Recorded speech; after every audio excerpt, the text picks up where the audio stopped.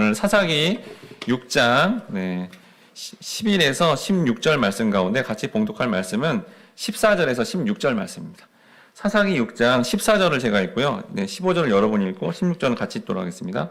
사사기 6장 14절 말씀입니다. 여호와께서 그를 향하여 이르시되 너는 가서 이 너희 힘으로 이스라엘을 미디안의 손에서 구원하라. 내가 너를 보낸 것이 아니냐 하시니라. 그러나 기드온이 그에게 대답하되 오 주여 내가 무엇으로 이스라엘을 구원하리이까. 보소서 나의 집은 므낫셋 중에 극히 약하고 나는 내 아버지 집에서 가장 작은 자이니이다 하니. 16절 같이 읽겠습니다. 여호와께서 그에게 이르시되 내가 반드시 너와 함께 하리니 내가 미디안 사람 치기를 한 사람을 치듯 하리라 하시니라. 아멘. 여호와께서 반드시 너와 함께 하리니, 하나님의 함께 하심에 대해서 하나님 말씀 기도하고 나누겠습니다. 스코틀랜드에서 목회하시는 두 분의 목사님이 만나 자신이 겪은 이 목회의 어떤 사항들을 같이 나누었습니다. 두 목사님은 목회에 최선을 다했지만 그분들을 아는 사람들은 그리 많지 않았습니다. 그래서 그 두 분이 나누는데 한 목사님이 저는 3년 동안 열심히 사역했는데 정말 거듭나며 예수를 닮아가는 성도가 아직 한 명밖에 얻지 못했습니다. 그 성도의 이름, 그 한 청년의 이름은 바로 로버트 마펫입니다 라고 그렇게 말했고, 그가 어떻게 영접했는지 그리고 어떻게 예수를 닮아가는지를 말했습니다. 그러자 또 다른 목사님이 이렇게 말했습니다. 최근 우리 교회에서 한 주간 동안 열심히 부흥회를 하고 열심히 말씀을 전했습니다. 커다란 기대를 갖고 집회를 인도했는데 예수를 영접한 사람은 딱 한 명, 헌신한 사람은 딱 한 명밖에 없었습니다 라고 하면서 두 목사님이 서로 목회 생활에 연약한 경험을 나누었습니다. 그리고 수년 뒤에 놀라운 사건이 일어났습니다. 한 목사님이 3년 만에 이렇게 온전한 성도로 양육했다는 로버트 마펫은 아프리카 선교의 기초를 마련하는 귀한 선교사님이 되었고요. 다른 목사님이 그렇게 부흥회를 통해서 고작 한 명이라고 했지만 그 한 명이 바로 누구냐면 데이빗 리빙스턴이 되어서 아프리카 대륙에 예수 그리스도의 귀한 복음을 전하여 수많은 영혼들을 주께로 인도한 그 놀라운 하나님의 종이 되었다라는 겁니다. 이 모든 일은 연약한 목사님들이 아니라 바로 강하신 하나님이 함께함으로 나타난 역사였다라는 겁니다. 오늘 본문에 보면 여러분 사사기에 아주 유명한 사사기 전체에서 사사를 가장 길게 기술한 사사가 둘 나오는데요. 기드온과 삼손이에요. 이게 오늘 기드온에 대한 얘기가 처음으로 이제 시작됩니다. 이 연약한 기드온을 하나님이 함께 하시사 놀랍게도 미디안에부터 이렇게 지금 정말 많은 유린당한 이스라엘 전체를 구원하게 된다라는 거예요. 그럼 여러분 오늘 본문의 말씀처럼 성도가 하나님과 함께 하려면 어떻게 해야 될까요? 하나님은 어떻게 우리와 함께 하실까요? 오늘 말씀을 통해 여러분 모두가 하나님의 함께 하심을 경험함으로 말미암아 이 말씀 자체가 삶의 소망이 되시고 함께 하시는 주님과 늘 동행하심으로 하나님이 주시는 하늘의 복을 충만하게 받으시길 주님의 이름으로 축원합니다. 아멘. 첫 번째로 따입니다. 하나님은 극히 약한 자와 함께 하십니다. 극히 약한 자와 함께 하십니다. 사사기 6장 11절 말씀 여러분 유인물에 1번에 있는데요. 같이 읽겠습니다. 시작. 여호와의 사자가 아비에셀 사람 요아스에게 속한 오브라에 이르러 상수리나무 아래에 앉으니라. 마침 요아스의 아들 기드온이 미드안 사람에게 알리지 아니하려 하여 밀을 포도주 틀에서 타작하더니. 여기 등장하는 기드온 사사가 어떤 모습이고 어떤 삶을 사는지 이 사사기 저자가 분명하게 말해주고 있습니다. 기드온 사사, 막 용사, 그 앞에 봤던 사사들처럼 굉장히 용감하고 멋있는 사사인 줄 알았더니 여기 보니까 너무나 연약한 모습을 보여주는데요. 이런 밀을 타작하는 것은 사실 바깥 마당이나 이렇게 바람이 부는 곳에서 해야 잘 된다고 합니다. 그런데 지금 어디서 해요? 포도주 틀에서 했다라는 것은 실내에서 그 틀 안에 조그만 공간에서 그걸 털고 있으니 굉장히 소심하고 연약하며 또 왜 이거 하고 있죠? 우리 지난 시간에 나눴지만 미디안이 이 군사들이 그 전 이방 민족과 다르게 모든 이 양식들을 다 가져가 버려서 그거라도 어떻게 좀 살려보려고 그렇게 조마조마 궁여지책으로 하고 있는 모습이다라는 거죠. 사실 이게 여러분 성도의 모습인 거예요. 하나님 백성이 이 땅을 살아가는데 조마조마 조마조마하지만 이렇게 조마조마하고 불안하고 두렵지만 그것 때문에 오히려 하나님 도와주세요. 하나님 함께 해주세요. 기도할 수밖에 없는 그런 삶의 모습을 지금 이제 기드온이 이렇게 오늘 말하고 행동하는 모든 게 이스라엘 하나님 백성을 대변하고 있는 모습이다라는 거죠. 이렇게 소심하게 이 포도주 틀에서 했다는 거예요. 그래서 이런 모습 가운데 정말 부족하고 적군이 나타나면 용감하게 싸워서 나가는 용사라기보다 소시민적 보통 사람의 모습으로 그렇게 하고 있다라는 것을 보여주고 있다라는 겁니다. 이렇게 하나님은 기드온과 같은 연약하고 이 소심한 자와 함께 하시는 분이다라는 걸 알려주고 있고요. 여러분 하나님 왜 이렇게 또 연약한 자와 함께 하시는 줄 아십니까? 왜냐하면 이렇게 연약한 자와 함께 함으로 어떤 큰일이 일어나면 어떻게 되죠? 누가 하신 거예요? 하나님이 하셨다라는 것을 그대로 드러내시고자 이렇게 연약한 자와 오히려 함께 하심으로 그런 하나님의 강하심을 드러내신다라는 겁니다. 이때 이제 여호와의 사자가 나타납니다. 사사기 6장 12절 말씀 같이 읽겠습니다. 시작. 여호와의 사자가 기드온에게 나타나 이르되 큰 용사여 여호와께서 너와 함께 계시도다 하며. 여러분 기드온은 이렇게 소심하고 두려운데 여호와의 사자가 뭐라 그래요? 큰 용사요. 아니 나타나실 때 어떻게 좀 우리가 멋진 모습이 할 때 탁 나타나시면 좋잖아요. 근데 소심하게 그거 하고 있는데 갑자기 나타나서 큰 용사요 이렇게 외치면 굉장히 마음이 그럴 겁니다. 그러니까 오늘날 이런 모습이죠. 회사를 다녀도 사장님, 실장님, 팀장님 눈치 보면서 막 이거 어떻게 하지? 막 이렇게 조마조마하는데 갑자기 탁 천사가 나타나서 큰 용사요. 그러면 이 너무너무 사실은 참 부끄럽기도 하고 또 황송하기도 하죠. 하나님이 전혀 내 삶에 함께하는 것 같지 않은 거예요. 무슨 영향력이 드러나지 않는데 주님이 나타나서 어떻게 해요? 너와 함께한다라는 그런 상황이다라는 겁니다. 그러니까 이때 이렇게 연약해 보이고 지금까지 전혀 함께한 것 같지 않은데 막 함께한다 그러고 또 큰 용사라 하니 기드온이 다음과 같이 반응합니다. 사사기 6장 13절 말씀 2번에 있는데 같이 읽겠습니다. 시작. 기드온이 그에게 대답하되 오 나의 주여 여호와께서 우리와 함께 계시면 어찌하여 이 모든 일이 우리에게 일어났나이까. 또 우리 조상들이 일찍이 우리에게 이르기를 여호와께서 우리를 애굽에서 올라오게 하신 것이 아니냐 한 그 모든 이적이 어디 있나이까. 이제 여호와께서 우리를 버리사 미디안의 손에 우리를 넘겨 주셨나이다 하니. 네, 기드온이 자기 자신을 봐도 자기 가정을 봐도 자기 민족을 봐도 너무 절망적이고 하나님이 함께 한다면 이 지경까지 가진 않을 것 같은데 너무 고통스럽고 힘든 상황이 되는데 큰 용사여 너와 함께 한다라고 말하니 어이가 없고요. 너무 이게 정말 어처구니가 없어서 삐딱하게 지금 말하고 있는 장면입니다. 자, 그래도 기드온이 믿음이 있어서 이제 자기의 어떤 선조나 또 아버지를 통해서나 들었겠죠. 예전에 자신의 민족이 애굽이라는 큰 강대국에 이렇게 압제하에 있었는데 여호와 하나님이 나타나 애굽에 열재앙을 내리시고 홍해를 가르시며 놀라운 기적과 전능하심을 드러내 구원하셨다는데 근데 지금은 왜 우리가 그 하나님을 믿는다고 하는데 왜 이 지경입니까? 라고 이렇게 여호와의 사자 앞에 항의하면서 부정하고 있는 장면이다라는 거예요. 그러니까 출애굽을 직접 경험하지 못한 이 기드온, 젊은 세대, 다음 세대인 기드온이 과거에 이렇게 하나님의 이적에 대한 것을 기억하고 있지만 그 일들이 지금 일어나지 않는 거에 대해서 하나님께 항변을 하고 있는 것이다라는 겁니다. 이걸 통해서 기드온은 뭘 착각하고 있냐면요.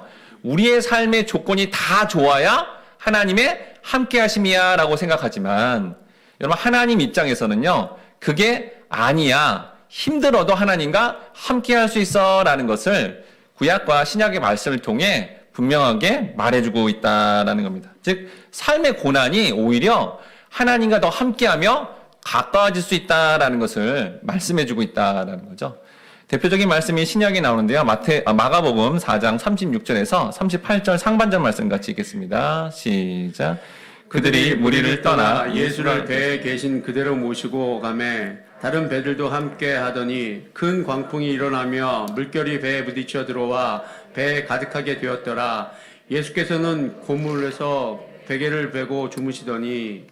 여러분 이 장면이 뭐냐면 예수님 배에서 이렇게 말씀을 전했는데 그들이 얼마나 예수님과 함께하고 싶으면 말씀을 전했는데 그 배에 같이 타서 그대로 같이 이동했다는 거예요. 그만큼 그 주님과 가까이 하고 함께하고 싶었다라는 거죠. 그런데 여러분, 주님이 함께하는 그 배에 뭐가 일어납니까? 광풍이 일어납니다. 여러분, 만약에 이 기도원이 생각한 것처럼, 일반 성도가 생각한 것처럼 주님과 함께하면 온실안의 화초처럼, 비닐하우스 화초처럼 전혀 무슨 뭐 이런 거 느끼지 않고 거기서 이렇게 탁 이렇게 편안하게 있는 조건이 마련될 줄 알았는데, 아니 이게 지금 예수님이 함께 탄 배에도 뭐예요? 광풍이라는 고난이 임했다는 거예요. 근데 이 모든 하나님의 주권과 하나님의 함께 하심을 경험하는 예수님은 거기서 뭐 하고 계세요? 광풍이 일어나는데 주무십니다. 평안히 자고 있다는 거예요. 이걸 통해서 우리가 뭘 알 수 있죠? 우리 삶에 환난과 고난이 오지만 그 모든 과정도 하나님 주권 하에서 나의 삶 가운데 허락된 것이고 신앙적인 유익함을 얻으며 이미 나에게 천국과 영생을 줬기 때문에 이러한 환난과 고난이 있을지라도 난 여전히 편안하게 있을 수 있다는 걸 예수님이 보여준 거죠. 그렇지만 그렇게 주님과 함께하는 믿음이 연약한 제자들은 다음과 같이 반응합니다. 마가복음 4장 38절 하반절 말씀 같이 읽겠습니다. 시작. 제자들이 깨우며 이르되 선생님이여 우리가 죽게 된 것을 돌보지 아니하시나이까 하니. 자, 제자들은 보이는 조건과 소위 말하는 사람들이 생각하는 평안을 생각하니까 그거 문제를 바라보자 요동치게 되었다라는 겁니다. 마치 여러분 오늘날의 성도도요, 예수 그리스도의 십자가를 통해 우리가 하늘의 놀라운 영생을 얻으며 그 놀라운 정말 천국을 소유했다고 하는데도 지금 내 문제 하나님 왜 안 해결해줘요? 지금 내 이 욕망들 다 채워야 되잖아요. 그렇게 외칠 수밖에 없는 이런 연약한 모습이지만 본문의 기도원도 그렇고 예수의 제자들도 그렇고 사실 우리들도 그렇지만 그런데 주님은 어떻게 하는데요? 그럼에도 불구하고 함께 하신다라고 약속해 주시니 또 이렇게 불쌍히 우리를 여겨주시니 이게 감사하다라는 겁니다. 이렇게 하나님이 함께하고 큰 용사다라고 이렇게 위로를 해줘도 기도원이 반항을 하는데도 이렇게 구원의 역사가 일어난다고 선언해 주십니다. 사사기 6장 14절 말씀 3번에 있는데 같이 읽겠습니다. 시작. 여호와께서 그를 향하여 이르시되 너는 가서 이 너의 힘으로 이스라엘을 미디안의 손에서 구원하라. 내가 너를 보낸 것이 아니냐 하시니라. 기도원이 항변을 해도 하나님 어떻게 해요? 깊은 관심을 가지시고 그렇게 기도원에게 집중하고 있다라는 거죠. 기도원은 하나님이 자신과 자신의 가족들과 자신의 민족을 등졌다. 하나님 우리에게 관심이 없어 라고 그렇게 생각했는데 실제로 하나님을 만나봤더니 여전히 관심을 가지시고 또 기도원을 비롯한 이스라엘 민족에게 큰 자비와 은혜를 베풀어 주실 것을 말씀해주고 있다라는 겁니다. 즉 기도원은 자기 자신의 미약함의 힘을 하나님께 하소연했지만 이에 대해서 하나님께서는요 그 연약한 자와 함께 하심으로 미디안을 능히 이길 거라는 것을 말씀해 주시고 약속해 주셨다라는 거예요. 과거에 출애굽할 때도 함께 하셔서 놀랍게도 열재앙을 내리시고 홍해를 갈라주신 그 전능하신 하나님이 여전히 기도원을 비롯한 그 이스라엘 민족에게 관심 가지시고 또 그렇게 구원할 거니 내가 지금 너와 함께하니 이제 네가 그 역할을 감당해야 된다. 너는 내가 주는 이 사명을 갖고 가야 된다라고 그렇게 말씀하고 있다는 거죠. 그러자 기도원이 다음과 같이 대답을 합니다. 사사기 6장 15절 말씀 4번 있는데 같이 읽겠습니다. 시작.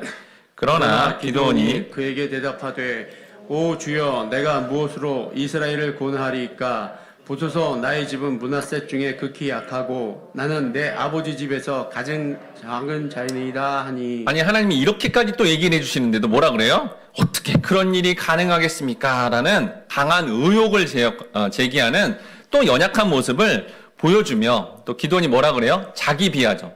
자기 자존감, 자기 비하를 막 이렇게 표현하면서 너는 큰 용사야? 함께 할 거다? 애굽에서 도와줬던 그 하나님 다시 도와줄 거다? 이렇게 말씀을 하는데도 불구하고 이 믿음이 연약한 기도원은 그렇게 큰 용사 앞에서 보여주는 그런 말씀이 선포가 되어도 여전히 이 포도들 틀에서 미를 타작할 수밖에 없는 자신의 소심함, 연약함, 용기 없는 모습을 먼저 보고 있기 때문에 그렇게 자기 비하하며 연약함을 고백했다라는 겁니다. 근데 여러분 이 모습이 굉장히 부족해 보이는 모습 같지만 이게 여러분 성경 인물의 다 모습이에요. 또 우리의 모습이다라는 거죠. 하나님이 큰 소명을 주는데 자신의 연약함을 이렇게 고백할 수밖에 없는 게 바로 우리 하나님 백성의 모습이다라는 것을 보여주는데 대표적인 인물이 모세입니다. 출애굽기 4장 10절에서 12절 말씀 마치 기도원의 모습과 비슷한데요. 같이 읽겠습니다. 시작. 모세가 여호와께 아뢰되 오 주여 나는 본래 말을 잘하지 못하는 자니이다. 주께서 주의 종에게 명령하신 후에도 역시 그러하니 나는 입이 뻣뻣하고 혀가 둔한 자니이다. 여호와께서 그에게 이르시되 누가 사람의 입을 지었느냐 누가 말 못하는 자나 못 듣는 자나 눈 밝은 자나 맹인이 되게 하였느냐 나 여호와가 아니냐. 이제 가라. 내가 내 입과 함께 있어서 할 말을 가르치리라. 여러분 이스라엘 역사상 가장 위대하다는 지도자 출애굽의 이 가장 혁신적인 공로를 세운 이 모세조차도 말도 못합니다. 연약합니다. 아무것도 할 수 없습니다. 무능력자입니다. 라고 이렇게 고백할 수밖에 없는 연약한 모습을 보이는데 그런데 하나님이 어떻게 해요? 그를 다시 말해주고 도와준다 그러고 형을 도우미로 붙여주겠다 그러고 이런 여러 가지 말을 통해 결국 하나님의 소명을 이루게끔 연약한 자와 함께 해줬다라는 거예요. 또한 선지자 중에 예레미야 선지자도 마찬가지입니다. 예레미야 1장 6절 말씀에 내가 이르되 슬프도소이다 주 여호와여 보소서 나는 아이라 말할 줄을 알지 못하나이다 하니 다 이렇게 말을 못한대요. 아이라고 이렇게 연약하다고 그러죠. 근데도 하나님은 어떻게 해요? 예레미야를 또 인도해서 결국은 이렇게 하나님의 말씀 사역을 감당하는 자로 세웠다라는 겁니다. 여러분 보세요. 다 같은 패턴이죠. 하나님 백성은 이렇게 연약합니다. 부족합니다. 그런데도 하나님 어떻게 해요? 얼르고 달래며 이런 도움의 손길을 주며 심지어 이제 뒤에 표징까지 다 보여주면서 그 연약한 자와 계속 함께하고자 한다라는 거예요. 근데 여러분 우리가 일반 사회 뭐 어느 공동체 또 어느 뭐 사회 어느 조직에 들어가서 자신 얘기해요. 저는요 뭐 그 사장님 아니면 뭐 다시 동료 뭐 다른 사람 앞에서 저는 이렇게 연약합니다. 부족합니다. 전 안 됩니다. 이러면 어떻게 할까요? 회사 나가 그러겠죠. 같이 안 하려고 그래요. 여러분 친구 관계도 그렇고요. 심지어 가까운 가족 관계조차도 나는 이렇게 연약합니다. 말도 못합니다. 그럼 너는 나하고 친해지지 마. 가까이 하지 마. 멀리 하자. 여러분 연락을 끊어버려요. 여러분. 네. 여러분 사람은 다 그런다니까요. 아무리 친해도 자신의 연약함을 여기 지금 본문에 나오는 기도원부터 모세부터 계속 이렇게 얘기하잖아요. 그러면 사람은 그건 안 받아줍니다. 예. 핀잔을 주고요. 예. 뭐 격려나 위로해 준다고 해놓고 상처를 주는 거죠, 오히려. 그 연약함 자체를 안 받아들인다니까요. 여러분, 오직 하나님만, 그 하나님만 연약함을 계속 고백해도 오히려 그래서 내가 너와 함께 하는 거야. 너의 연약함을 내가 다 받아줄게? 나는 끝까지 너와 함께 할 거야. 여러분, 사람이 아니신 거예요, 하나님이. 여러분, 이 하나님을 만난 게 가장 큰 축복입니다. 여러분, 어떤 인간도요, 어떤 사람도 우리의 연약함을 끝까지 품어주지 못한다니까요. 그게 부모 자녀 관계든 어떤 친구 관계든 지인 관계든 여러분 어떤 인간도 그 상대방의 연약함을 품지 못합니다. 물론 하나님을 믿음으로 하나님이 사람이 되었을 때 그거를 품고 나간다라는 거죠. 다 비난의 대상으로 또 멀리하는 대상으로 그렇게 나눈다는 거죠. 그런데 여기 본문의 기도원이 여기 극히 약하다라는 이 표현은요 최상급이에요. 최상급. 하잘것없는 무력한 가장 비천한 다른 사람들보다 가장 연약하고 이렇게 죄 많고 부족한 모습입니다라고 하는데 그런데 하나님은 그 가장 연약하다는 기도원을 이스라엘 구원을 위해 쓰시겠다. 함께 하겠다라고 말씀하십니다. 사사기 6장 16절 말씀 같이 읽겠습니다. 시작. 여호와께서 그에게 이르시되 내가 반드시 너와 함께하리니 내가 미디안 사람 치기를 한 사람을 치듯 하리라 하시니라. 자, 이렇게 연약하다고 계속 얘기를 해도 하나님이시니까 끝까지 함께한다라고 그렇게 약속해 준다는 거죠. 여기 이 표현을 보니까요 원어에는 뭐냐면 반드시 참으로 이런 말이 있어요. 네. 그러니까 기도원이 연약함 이런 얘기하는데도 반드시 참으로 하겠다라는 거예요. 동사를 봤더니 현재 분사 계속되는 거예요. 계속. 지속적으로 너와 계속 함께 해주겠다는 거예요. 그러면서 어떻게 한대요? 네가 수많은 미디안 군사와 싸우는 게 아니라 한 사람을 탁 치는 것처럼 아주 손쉽게 이 전쟁에서 승리하게 만들 거다. 승리의 결과까지 그렇게 하나님이 다 표현해 주시고 함께 해준다고 그렇게 약속했다라는 겁니다. 즉 미디안이 수많은 군사일지라도 전능하신 하나님이 함께함으로 말미암아 그들을 손쉽게 칠 것이며 연약한 기도원을 통해 강력한 하나님의 전능하심이 드러날 거다라고 기드온에게 몇 번이나 이렇게 약속해 주시고 실제로 함께 해 주셨다라는 겁니다. 이를 통해 여러분 성도는요, 무엇보다도 그 주님과 함께 하고자 날마다 그렇게 말씀을 묵상하고 기도함으로 우리의 삶의 연약함이 이렇게 드러나더라도 여러분 사람은 멀리 하는데, 사람은 나를 이렇게 인정해 주지 않는데 하나님의 강하심으로, 그러면 하나님 함께 해야 되잖아요. 삶의 현장에서 말씀을 묵상하고 기도함으로 말미암아 여러분의 연약함에서 벗어나 하나님의 강하심으로 살아가시길 바랍니다. 바라보는 우리 모든 성도님들이 너무나 연약할지라도 그 연약한 자와 함께 하신다는 하나님을 믿으심으로 말미암아 그 놀라운 하나님의 전능하심과 강하심의 역사를 경험하시는 우리 모든 믿음의 가족들 되시길 주님의 이름으로 축원합니다. 아멘. 두 번째로 따릅니다. 하나님은 예수 그리스도를 통해 예수 그리스도를 통해 함께 하십니다. 함께 하십니다. 사사기 6장 8절 상반절 말씀인데 5번 있는데요. 같이 읽겠습니다. 시작. 여호와께서 이스라엘 자손에게 한 선지자를 보내시니 그가 그들에게 이르되 여호와께서 이같이 말씀하시기를. 우리는 지난 시간에 이스라엘 백성들이 하나님 도와주세요라고 간구하자 하나님이 바로 강한 사사를 보내시지 않고 어떤 선지자인지는 안 나와 있어요. 무명히 어떤 한 선지자가 나타나서 하나님의 말씀을 전하며 그들이 하나님 외에 우상 숭배의 죄를 지었다라는 것을 이렇게 드러내게 해서 자기 죄가 뭔지를 고백하고 회개하게 만들었다라는 이 선지자에 대해서 나누었습니다. 그리고 오늘 본문에 보니까 하나님은 사사 기드온에게 여호와의 사자를 보내십니다. 사사기 6장 11절 말씀 같이 읽겠습니다. 시작. 여호와의 사자가 아비에셀 사람 요아스에게 속한 오브라에 이르러 상수리 나무 아래에 앉으니라. 마침 요아스의 아들 기드온이 미디온 사람에게 알리지 아니하려 하여 밀을 포도주 틀에서 타작하더니. 여기 보니까 여호와의 사자가 나타났다라고 해서 앞에 있는 선지자가 하나님 말씀을 전하고 조용히 퇴장한 다음에 여호와의 사자가 나타난 것처럼 그리고 있습니다. 근데 이 여호와의 사자가 누구를 의미할까요? 사사기 6장 14절에 보니까 여호와께서 그를 향하여 이르시되, 여러분 이 장면이 여호와의 사자가 사람처럼 나타난 거예요. 근데 성경이 뭐라 그러냐면 여호와의 사자가 말을 하는데 처음엔 여호와의 사자 그랬다가 여기 보니까 14절에 보니까 이 여호와의 사자가 또 사라지고 하나님의 음성이 하늘에서 딱 나타나는 게 아니라 여호와의 사자가 말을 계속하는데도 뭐라 그래요? 여호와다, 하나님이다라고 얘기합니다. 그러니까 모습은 사람인데 하나님이다 성경이 얘기하는 거 보니 이건 누구를 상징하는 거죠? 성육신 된 예수님을 상징하고 있다라는 겁니다.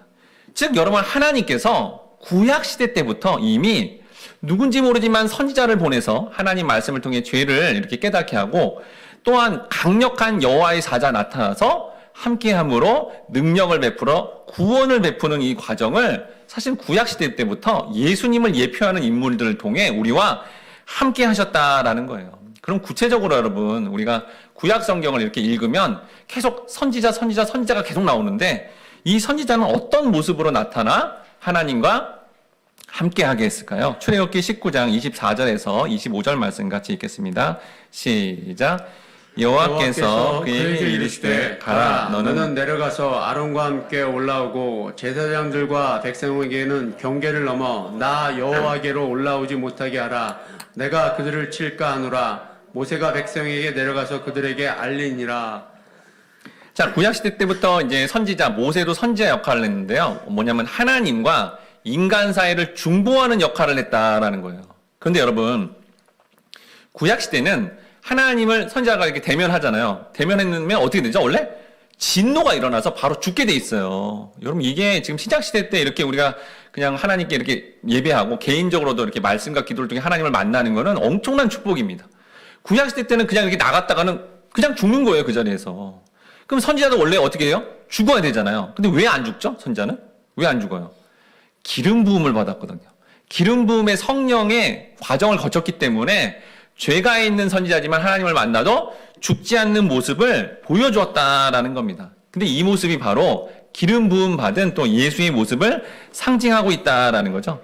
그러니까 이 선지자, 구약에 있는 선지자들이 하나님과 이렇게 막 대화하고요. 기도의 자리 나가고요. 같이 교제하는 이 모습을 통해 사실은 이렇게 신약의 하나님의 백성들이 언제든지 하나님을 만나고 교제하며 소통할 수 있다라는 것을 보여주는 기능적 일꾼의 모습을 보여주었다라는 겁니다.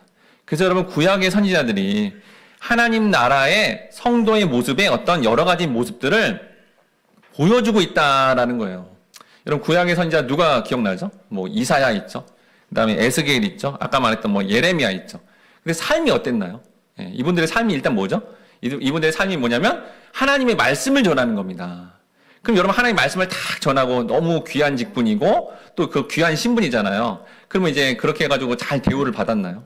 아닙니다, 여러분. 놀랍게도 이사야 막 수염이 뽑히고 예레미야 막 구덩이에 던져지고 또 에스겔 같은 경우에 말을 못할 정도로 너무 그런 핍박을 받을 수밖에 없었다라는 거예요. 마치 오늘날의 성도도요, 여러분. 사실 세상 속에서 세상 사람들처럼 살면 핍박 없어요. 근데 우리가 기독교인으로 살고 거기다가 또 어떻게 해요? 복음을 전하려 그러면 거기에 반드시 핍박이 임하게 된다라는 거죠. 그렇지만 선지자들이 자기 스스로가 이제 기억한 것처럼 하나님의 말씀을 전했기 때문에 오는 핍박은 여러분 영광스러운 고난이다라는 의식이 있었기 때문에 그걸 받아들이고 그런 하나님의 위대한 사명을 감당했듯이 우리도 그러한 선지자의 모습으로 살아갈 때 고통받을 수 있고 힘들 수 있지만 그 모든 과정이 내가 실수하고 내가 그런 게 아니라 하나님의 사람으로 살아가는데 오는 모든 고통들은 영광스러운 삶이 될 수 있다라는 것을 이 선지자들의 삶을 통해서 우리에게 보여주고 있다라는 겁니다. 그럼 구약에 이렇게 모세를 비롯해서 계속 하나님이 선지자를 보냈는데 이 선지자가 어떤 분인지 신약의 예수님의 사도, 예수님의 제자 중에 수제자라는 베드로 사도가 다음과 같이 그 선지자를 설명해 줍니다. 사도행전 3장 20절에서 23절 말씀 같이 읽겠습니다. 시작. 또 주께서 너희를 위하여 예정하신 그리스도 곧 예수를 보내시리니 하나님이 영원 전부터 거룩한 선지자들의 입을 통하여 말씀하신 바 만물을 회복하실 때까지는 하늘이 마땅히 그를 받아두리라. 모세가 말하되 주 하나님이 너희를 위하여 너희 형제 가운데서 나 같은 선지자 하나를 세울 것이니 너희가 무엇이든지 그의 모든 말을 들을 것이니라. 누구든지 그 선지자의 말을 듣지 아니하는 자는 백성 중에서 멸망받으리라 하였고. 구약의 선지자들이 계속 나타났어요. 그냥 사람인 줄 알았거든요. 근데 베드로 사도가 통찰력을 가지고 성령이 충만한 가운데 그 사도들은 모세의 말을 인용해서 뭐죠? 나와 같은 선지자. 이 나와 같은 선지자는 신학적으로 다 누굴 의미한다 그랬죠? 예수님이다라는 거죠. 그러니까 하나님이 구약시대 내내 하나님의 백성들과 함께하고자 예수님, 예표하는 이 선지자들을 계속 보냈다라는 거예요. 그래서 그 예수, 하나님이신 예수가 전하는 말씀이기 때문에 그 말씀을 안 듣고 선지자의 말을 진짜로 안 듣고 그거를 받아들이지 않는 이스라엘 역사 내내 어떻게 됐죠? 뭐 아방부터 막 그 왕들이 선지자가 말을 했는데 안 듣잖아요. 어떻게 됐죠? 네, 비참하게 죽고 멸망당하는 그런 일들을 겪었다라는 겁니다. 즉 모든 선지자의 모형이 바로 예수님이었다라는 거예요. 이걸 지금 베드로가 딱 설명을 해준 겁니다. 그러니 여러분이 이제 구약시대 때 구약 어떤 성경을 딱 볼 때 어떻게 해요? 선지자가 나오면 이걸 어떻게 봐야 돼요? 아, 이 선지자가 지금 예수님의 역할을 하는 거구나라고 이렇게 여러분 보시면서 뭘 느껴야 돼요? 아, 구약에도 이렇게 선지자, 예수님을 예표하는 이 인물을 통해 이렇게 함께 했듯이 하나님이 지금도 나와 더 함께 하시는구나라는 것을 인식하고 받아들여야 된다라는 겁니다. 이렇게 더불어 이런 선지자뿐만 아니라 오늘 본문에 나오는 여호와의 사자도요. 여기뿐만 아니라 계속 나옵니다. 이 여호와의 사자는 또 어떤 분인지 보도록 하겠습니다. 이사야 63장 8절에서 9절 말씀 7번 했는데 같이 읽겠습니다. 시작. 그가 말하되 말씀하시되 그들은 실로 나의 백성이여 거짓을 행하지 아니하는 자녀라 하시고 그들의 구원자가 되사 그들의 모든 환난에 동참하사 자기 앞에 사자로 하여금 그들을 구원하시며 그의 사랑과 그의 자비로 그들을 구원하시고 옛적 모든 날에 그들을 드시며 안으셨으나. 자, 이사야 선지자의 말에 하면 이 사자, 여호와의 사자거든요. 이 여호와의 사자와 이사야 선지자의 하는 일이 똑같다라는 거예요. 자, 주의 백성들 어떻게 해요? 이렇게 주님의 주권으로 인도해서 결국 구원을 받게 한다라는 거죠. 그러니까 구약의 선지자와 여호와의 사자의 하는 일, 사역이 어떻다는 거예요? 동일하다라는 것을 이사야 선지자가 얘기해주고 있습니다. 그럼 여호와의 사자는 구체적으로 누구인지 이 선지자의 대표격인 모세가 이렇게 얘기합니다. 출애굽기 3장 2절, 4절, 8절 말씀 같이 읽겠습니다. 시작.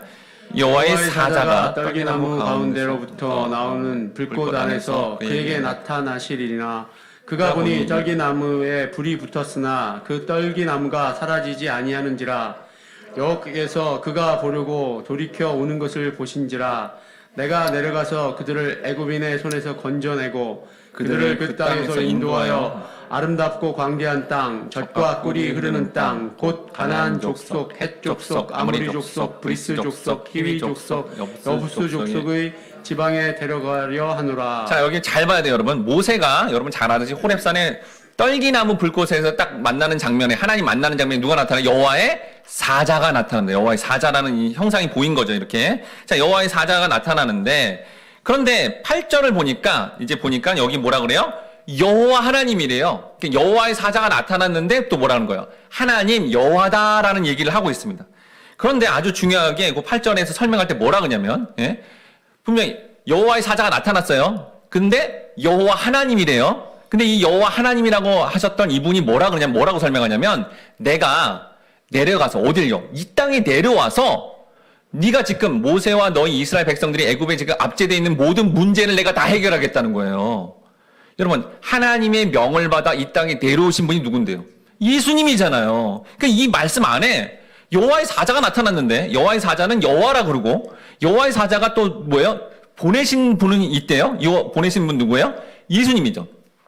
삼위일체 하나님과 예수님이 같은 존재라는 것을 여기서 그대로 보여주고 있다는 겁니다. 그러니까 예수님은 2000년 전에 오신 게 아니라 이미 구약시대 내내 선지자의 모습으로, 여호와의 사자의 모습으로 이 땅에 오셔서 뭘 해요? 이 땅에 선택받은 백성들과 함께하고 그 백성들이 구원을 받게끔, 구약은 특히 삶의 구원이 뭔지를 보여주면서 그렇게 일하셨다라는 것을 보여줍니다. 그리고 이렇게 하나님과 함께하는 게 얼마나 좋은 건지 이 모세의 이 대화 속에 나오는 게 뭐냐면, 내가 내려가서 모든 것을 다 할 것이다 라고 얘기했어요. 이미 구약시대 때.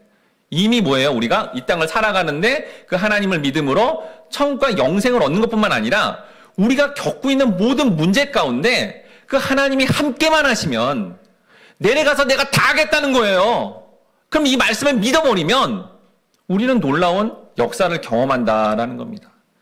여러분, 교회 다니는데 무슨 예수님과 함께하는 거 누가 모르는 사람이 어디 있어요? 근데 진짜로 그러냐는 거예요, 진짜로. 진짜로 세상에 보이는 힘과 권세가 있고, 회사만 가도 진짜 너무 힘세 보이는 회장님과 사장님들이 보이는데도, 아니야, 예수님이 더 힘세. 그 예수님과 내가 함께하면 이 모든 문제를 난 이길 수 있어.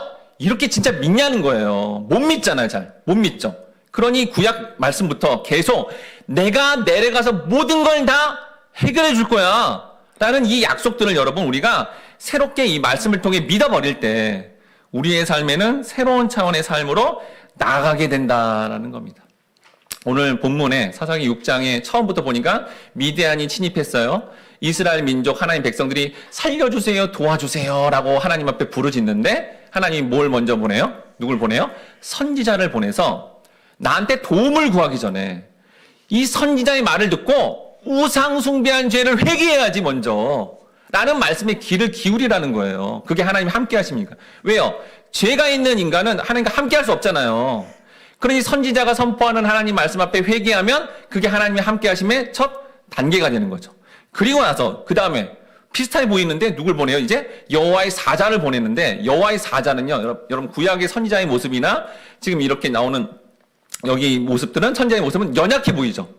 예, 죄를 이렇게, 여러분 죄 지면 안 됩니다. 이사야 선지자부터 이렇게 전했는데 전부 구덩이에 던져지고 십자가에 못 박힌 것 같은 그런 연약한 모습을 보이잖아요.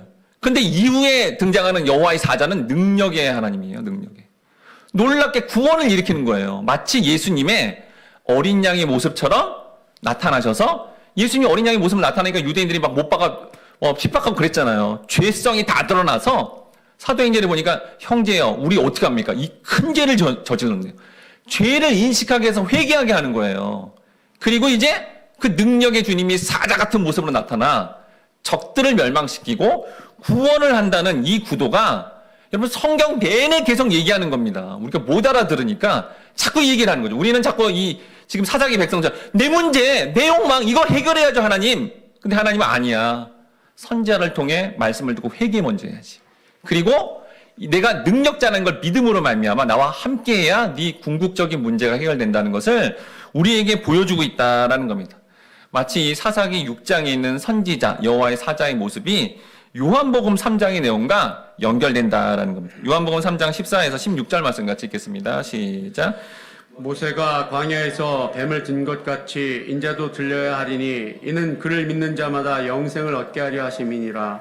하나님이 세상을 이처럼 사랑하사 독생자를 주셨으니 이는 그를 믿는 자마다 멸망하지 않고 영생을 얻게 하려 하심이니라. 우리는 3장 16절을 너무 좋아하고 너무 그것만 추구하다 보니 예수님 믿으면 영생 얻고 예수님 믿으면 많은 복을 받겠구나라고 하지만 14절이 핵심이죠. 뭐예요? 네가 노뱀 눈만 열고 입만 열면 다른 사람 상처 주고 깨물려고 하는 그 노뱀이라는 걸 깨달아. 못 깨닫잖아요. 그러니까 선자를 보내요. 깨달아. 내가 이 죄가 있구나라는 걸 깨달아. 이제 3장 16절 여호와의 사자의 능력으로 그 예수, 그 하나님이 보내신 자를 믿음으로 말미암아 우리가 구원을 받는다라는 것을 이 사사기 내용부터 사실 성경이 이 얘기를 계속 얘기하면서 너 안에 있는 죄를 빨리 인정하고 회개함으로 거룩하신 주님과 함께해야 된다라는 것을 알려주고 있다라는 겁니다. 바로 우리를 구원하시고자 예수님께서 이 땅에 오시고요. 우리가 이 말씀을 통해 예수님을 믿는 것 자체가 하나님의 함께 하심이다. 그러니까 하나님의 함께 하심을 구약에서 계속 얘기했는데 결론은 뭐냐? 그 예수가 함께 하는 게 그게 하나님의 함께 하심이다라고 결론적으로 선언했다라는 거예요. 어디에요? 마태복음 1장 23절 말씀 같이 읽겠습니다. 시작.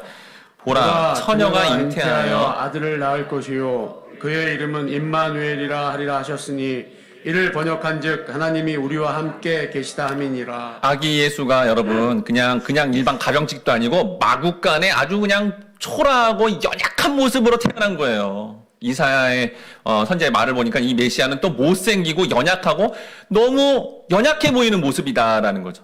그런데 연약한데도 놀랍게도 그분이 말씀을 통해 아니야 여호와의 사자 강력한 분이야 라고 우리가 믿어버리면 그분이 누구래요? 임마누엘. 무슨 뜻이에요? 하나님이 함께 하신다라는 것을 그분을 통해 보여준다라는 겁니다. 반복적인 죄를 지으며 살아갈수록 연약함과 부족함이 드러나는데도 불구하고 하나님이 아기 예수님을 이 땅에 태어나게 하심으로 말미암아 그 예수만 믿기만 하면 우리는 주님과 언제든지 함께 할 수 있다라는 겁니다. 우리 믿음의 가족이 이렇게 어른 세대뿐만 아니라 우리 다음 세대 자녀들도 이 예수님만 믿어버리면 각자 갖고 있는 연약함에서 벗어나 다른 가정들의 연약함도 품고 그 영혼을 구원할 수 있는 강한 용사, 큰 용사의 역할을 우리가 감당할 수 있다라는 겁니다. 무엇보다도 주님과 함께하는 가정으로 구원의 역사와 진정한 회복을 경험하게 된다라는 겁니다. 여러분 하나님과 함께하면 가장 좋은 게 뭐냐면요. 그 하나님이 우리 개인과 가정과 공동체를 돌봐주신다라는 겁니다. 룻기 1장 6절 말씀 마지막 9번에 있는데 같이 읽겠습니다. 시작. 그 여인이 모압 지방에서 여호와께서 자기 백성을 돌보시사 그들의 양식을 주셨다 함을 듣고 이에 두 며느리와 함께 일어나 모압 지방에서 돌아오려 하여라고 해서 이 가정의 피폐함과 정말 다 망할 것 같은 그런 상황 속에 나오미와 룻이 하나님이 함께해서 하나님의 백성이 이스라엘 백성들을 돌보신다는 그 소문을 듣고요. 믿음으로 이제 모든 걸 다 결단하고 그 자리에 나아가자. 정말 하나님이 함께해 주셔서 룻과 이제 나오미와 함께해 줌으로 말미암아 그 말씀에 순종하는 반응이 나오고 그를 통해서 놀라운 회복, 가족 전체가 놀라운 회복을 경험하게 되는 것을 보게 됩니다. 근데 이 회복의 근원이 바로 예수님의 탄생과 연관이 된다라는 거예요. 누가복음 1장 68절 69절에 찬송하리로다 주 이스라엘의 하나님이여 그 백성을 돌보사 속량하시며라고 해서 여러분 아까 룻기에 나오는 하나님이 하나님 백성을 돌봐주신다라는 그 돌보다라는 동사가 파카드인데 파카다라는 의미가 뭐냐면요. 하나님이 함께 한다는 거예요. 그런데 그 하나님의 돌보심이 한 가정에게 함께 하시면 꼭 그 가정이 어떻게 되냐면요. 꼭 여자가 아기를 낳아요. 남자 아기를. 그러면 그 가정이 놀랍게 회복이 됩니다. 한나의 가정에 피폐함이 왔죠. 한나가 너무너무 괴로웠죠. 근데 하나님이 함께하고 돌보시니까 아들 사무엘을 낳으면서 새로운 소망을 보게 되죠. 사라가 아기를 못 낳아서 힘들고 가족 전체가 너무 힘들었어요. 근데 하나님이 함께하고 돌보시니까 그 아기 이삭이 탄생됨으로 그 가정이 놀랍게 회복되는 모습을 구약에서 룻도 마찬가지죠. 계속 보여주다가 결국 누구와 함께하죠? 신약에 마리아와 함께하자. 누가 탄생돼요? 아기 예수의 탄생을 통해 하나님이 함께함이 이거다라고 보여주면서 그 자체가 결국 우리의 놀라운 회복이고 하나님의 돌보심이다라는 겁니다. 여러분, 이 땅을 살아가는데 절망스럽고 괴롭고 아픈 이유는 모든 여러분 삶의 괴로움, 근심, 걱정 다 어디서 나오는 거예요? 죽음에 대해서 오는 거예요, 죽음. 죽음 때문에 모든 게 나오는 겁니다, 여러분. 죽는 게 두렵지 않은 사람은 하나도 염려, 근심, 걱정, 불안함이 없어요. 죽는 게 두려운 거니까 그게 다 온다라는 거죠. 그런데 우리가 예수를 믿으면 그 죽음의 문제가 해결되고 죽음 이후의 영생과 천국을 얻게 되니 또 그 영원한 죽음으로 가게 하는 지옥과 영벌로 가게 되는 모든 근원이 뭐예요? 죄잖아요, 죄. 그 죄 문제가 아무리 노력해도 안 되거든요. 수천 년 동안 이스라엘 역사를 통해서 죄 문제를 해결해 보려고 하는데 안 됐단 말이에요. 근데 아기 예수님의 탄생을 통해 그게 이루어졌다라는 겁니다. 마태복음 1장 21절에 아들을 낳으리니 이름을 예수라 하라. 이 예수가 왜 왔어요? 백성이 그들의 죄에서 구원할 자입니다. 우리가 가족 구성원 누구래도 예수를 온전히 믿으면 그 예수를 믿음으로 말미암아 어린이부터 자음 세대부터 어른 세대까지 전부 나타날 수밖에 없는 그 죄의 문제, 그 죄에 매여가지고 중독 현상, 죄에 매여가지고 갈 수밖에 없는 영벌과 지옥 같은 그 삶에서 벗어나 이제는 정말 놀라운 자유와 성령의 열매를 맺는 믿음의 가정으로 거듭나게 된다라는 겁니다. 가장 비참하고 연약한 상황에서도 하나님은 가만히 계시지 않고 예수를 보내시고 예수를 알게 하심으로 말미암아 그렇게 방문하셔서로 말미암아 개인과 가정과 공동체가 그 예수님을 믿으면 궁극적인 구원과 회복이 일어난다라는 거예요. 이게 임마누엘 하나님이다라는 거예요. 가정의 달의 모든 우리 가족들이 이런 예수님 말씀을 더욱더 알아가시고 그 주님과 실제로 함께 하심으로 말미암아 가정 안에 있는 모든 오늘 말씀처럼 연약함에서 벗어나 다른 사람을, 다른 가정들을 그렇게 힘있게 구원하는 그런 귀한 믿음의 가족 되시길 주님의 이름으로 축복합니다.